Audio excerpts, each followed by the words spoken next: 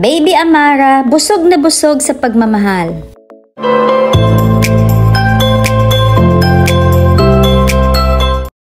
Update muna tayo kay Sarah Liit dahil malapit na nga itong mag 8-month-old.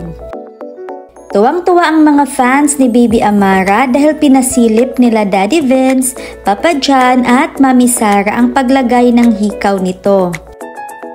Isang milestone ni Baby Amara na sabay-sabay nating napanood at sobrang thankful ang mga fans dahil hindi ito ipinagdamot nila.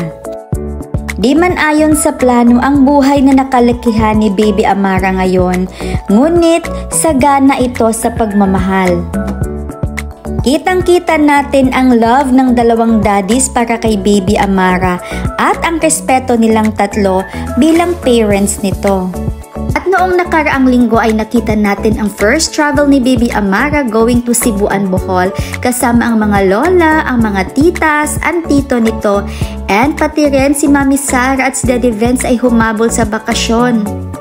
Kaya ito ang hinihintay ng lahat, ang mailabas ang travel vlog ng mag-ina. Habang tumatagal ay lalong gumaganda si Baby Amara, lalong-lalo na't bumibilog na ang pisngi nito at lumalabas na din ang kakulitan nito. Napakasayangang panoorin ang bawat update kay Baby Amara at di natin namamalayan na magwawalong buwan na tayong pinangiti nito.